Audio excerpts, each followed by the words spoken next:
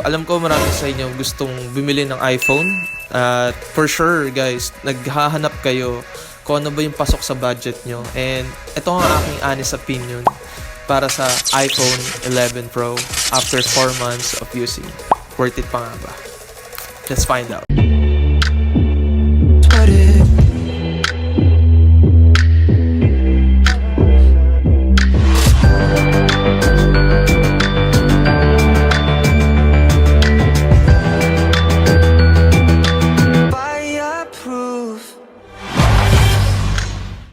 What's up sa inyo mga parichong? It's your boy Joseph at nagbabalik nga tayo sa ating pagbablog dito sa aking YouTube channel. So, it's been a while guys since yung ating previous vlog. I think it's like 4 months na, no?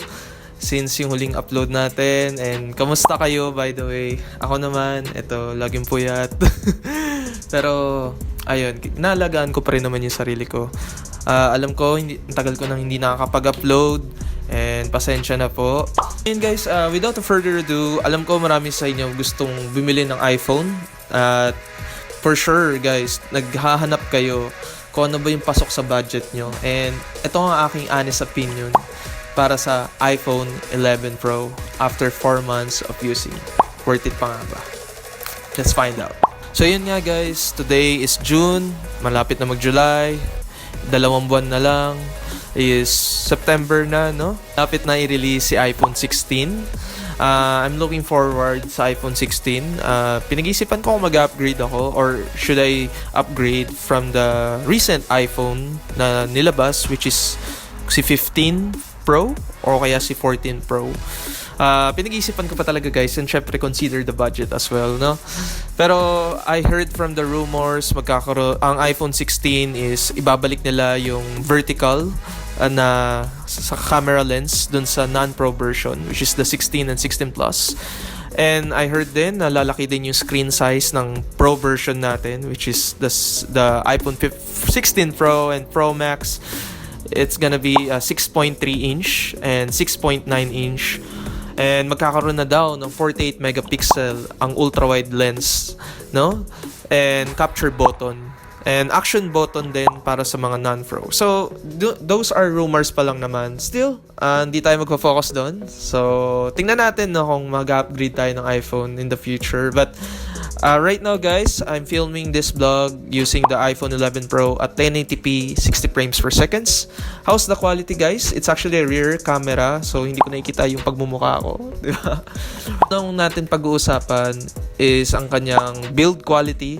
As I can say guys, again, this is made of Corning Gorilla Glass, matte black finish and stainless steel on the side.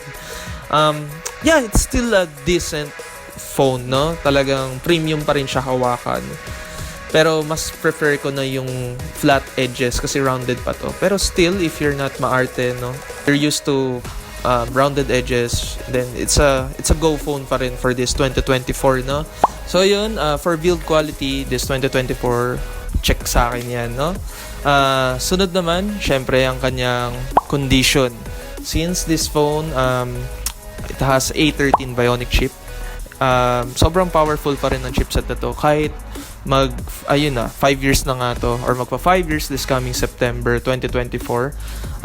Pag naglalaro ako guys ng Call of Duty o kaya yung Bully, yung Call of Duty guys, kaya niyang i-max out yung settings or yung graphics. Pag naglalaro ako, wala pa rin naman ako na-experience sa lag, very smooth ang kanyang gameplay.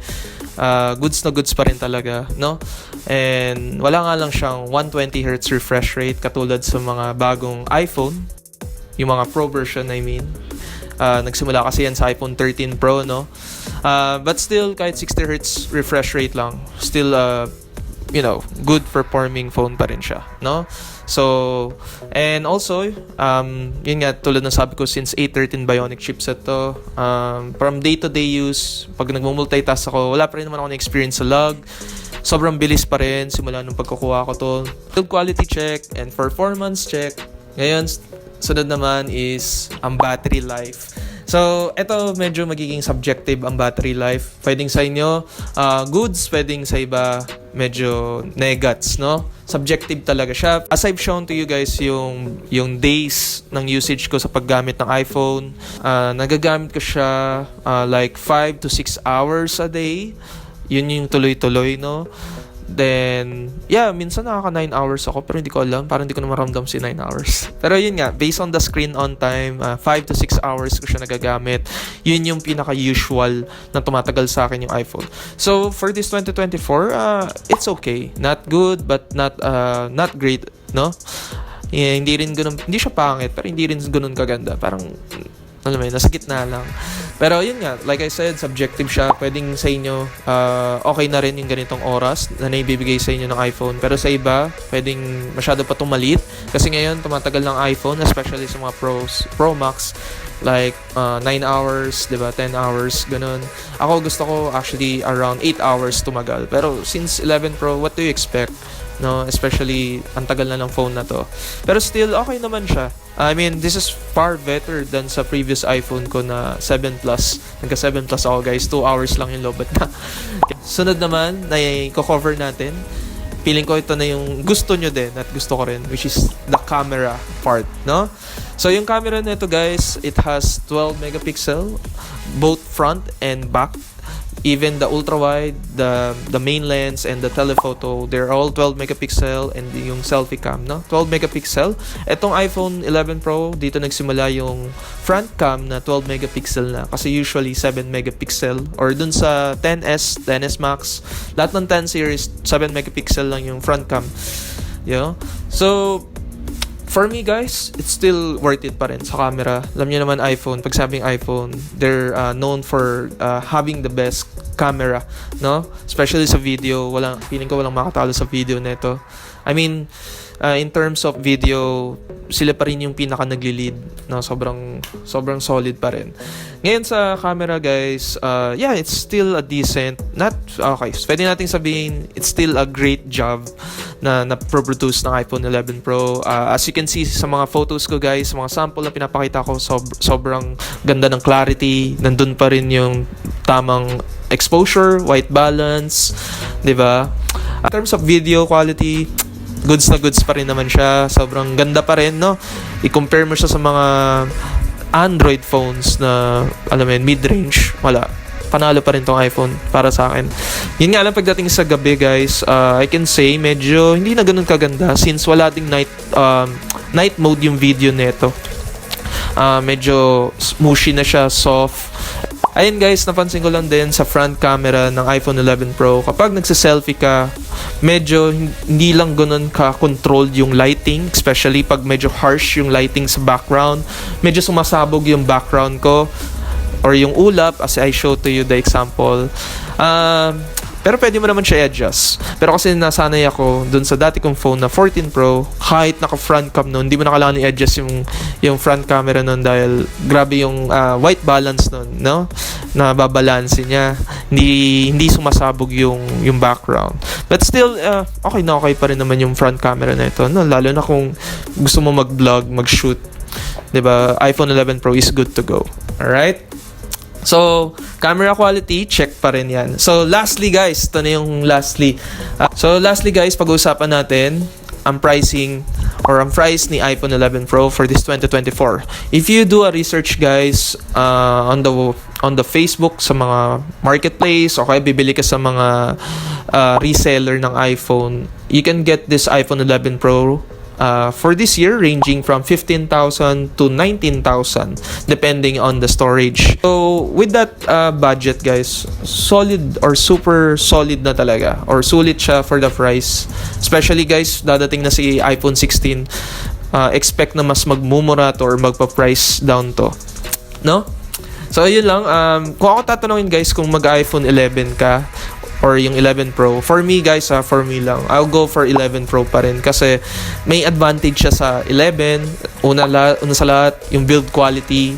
This is a matte finish, stainless steel, aluminum yung iPhone 11, glass back, tapos may telephoto to, mas malayo yung zoom range, and OLED screen. Ayun yung mga advantages ng isang 11 Pro, no?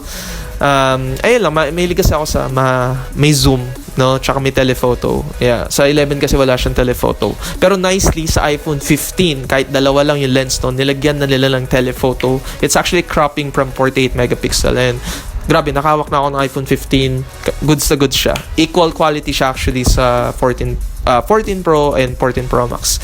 Ayun lang guys, consider nyo lang dyan yung battery life kasi nga tumatagal lang siya sa akin ng 5 to 6 hours. Yeah, yung sunod-sunod na paggamit. Depende sa inyo kung satisfied na kayo doon. Kung hindi, I would suggest go for the 11 Pro Max. Kaso medyo mas tataas nga lang yung price value nun. Pero depende pa rin yun sa budget nyo. Pero still, recommended ko pa rin si 11 Pro. Even the iPhone 11, sobrang recommended ko yun. Kasi mas malaki screen nun compare sa 11 Pro. 6.1 inch yun. 11 Pro is only 5.8. Same size sila ng 10S and 10 series.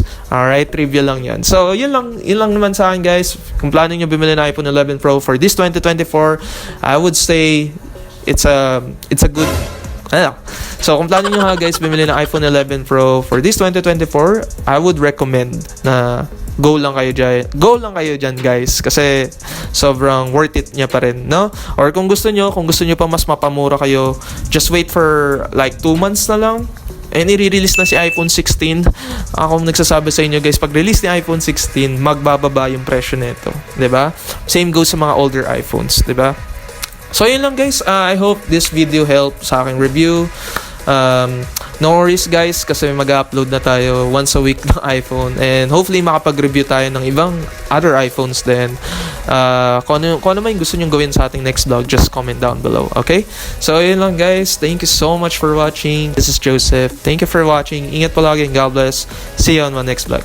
Peace out.